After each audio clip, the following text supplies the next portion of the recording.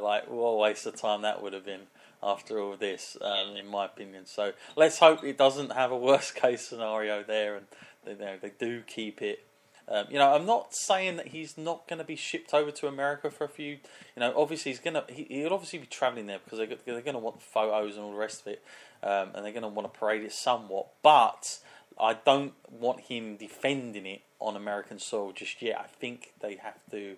That would be a complete waste of time. That's not really the rebirth of British wrestling if that's the case. It doesn't really do anything for anything else. So, let's hope that, whether it's now or down the line, that this is going to happen. And again, Matt, it would be great for us just being wrestling fans, Matt, to be able to go there.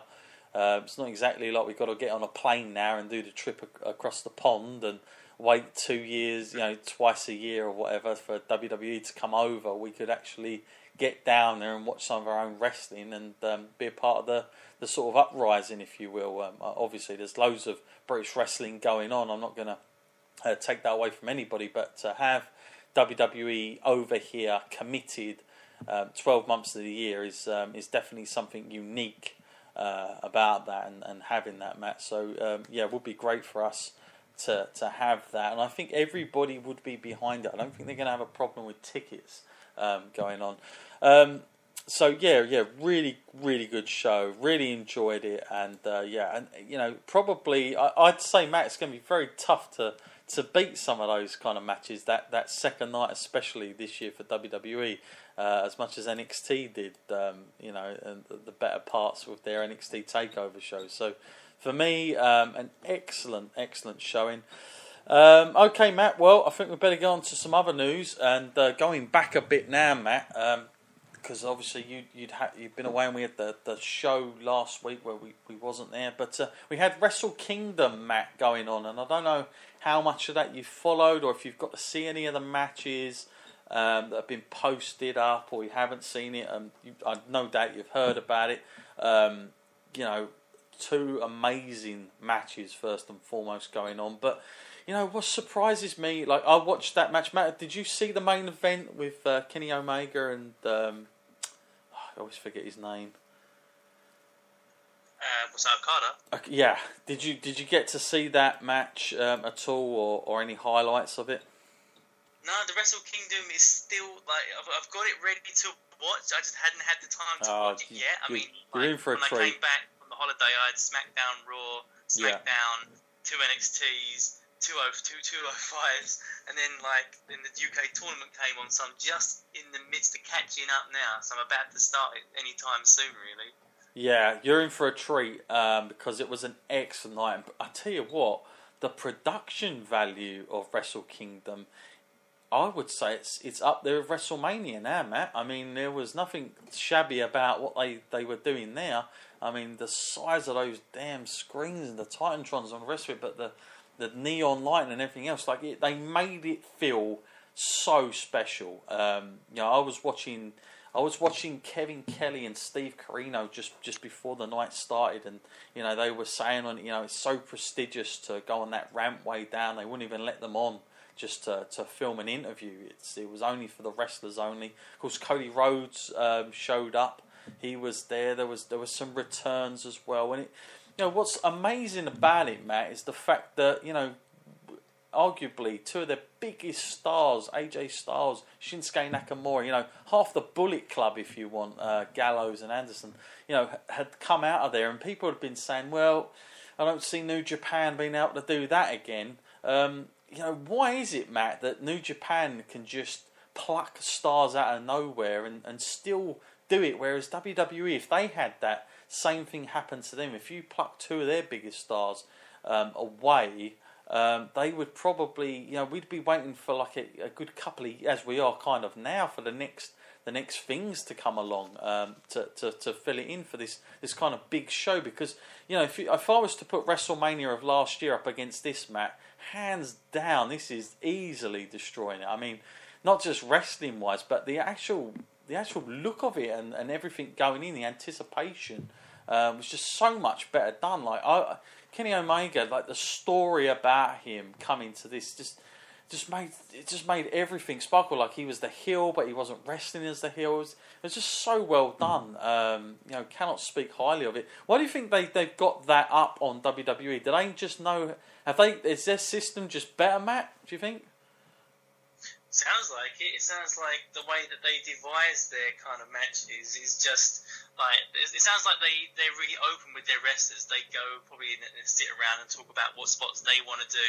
It doesn't sound like there's too much of this. You're not allowed to do this. You're not allowed to do that. Oh, we couldn't risk you, or like that's a bit too dangerous. Okay, because I've seen a lot of Japan stuff, and sometimes like. There's wrestlers that go over there from America with specific move sets that are a little bit risky, but they allow them to do that. I mean, a lot of stuff AJ did out there, he doesn't do in the WWE anymore. Yeah. So I guess it's just that whole thing of WWE thinks that sometimes a little bit of less is more, but it really isn't, because if people switched over to Japan, they might just think, well, if I can see this, maybe I'll just see Japan instead. But yeah. I guess... I stay with WWE for the storylines, but there's no doubt to me that when you think about wrestling-wise, things like Ring of Honor and New Japan do have one up on them. Yeah, absolutely. I'll tell you, the Young Bucks and all the rest of it, you're going to love that show, Matt. I want to watch that again, to be honest with you. It was such a good show. But I was just, I was really taken back by just the presentation of it. Like, it just seems like it really is up there with WrestleMania. Like, I think they need to do... If there's one downfall I think about New Japan is they're not expanding quick enough. Like they could do a hell of a lot more, I think, to get themselves in. And I know that they're going to be coming over across the seas to America. They're doing a massive tour, and they do want to get that product in the States. It's going to be interesting to see how WWE react to all that as well, because a few big names in New Japan have come out and said, what WWE is doing across other countries like the UK, that now means war to them. They're now going to go to them, and they do want to take that market. They say they've got to be careful because they don't want to lose a lot of the market that they've got. But of course they're massive in Japan, but unless you're a real die-hard fan, it's so difficult to be able to see and watch. And I just feel like if they get it right, people will watch New Japan like they just watched last night's stuff. Like people that like that kind of wrestling, they're gonna just watch that. Because if you like NXT, well, New Japan is basically that all over. And the thing is, there, Matt, the difference between when I look at their top guys is they are top guys. Like Kenny Omega's been there for a while, and yet.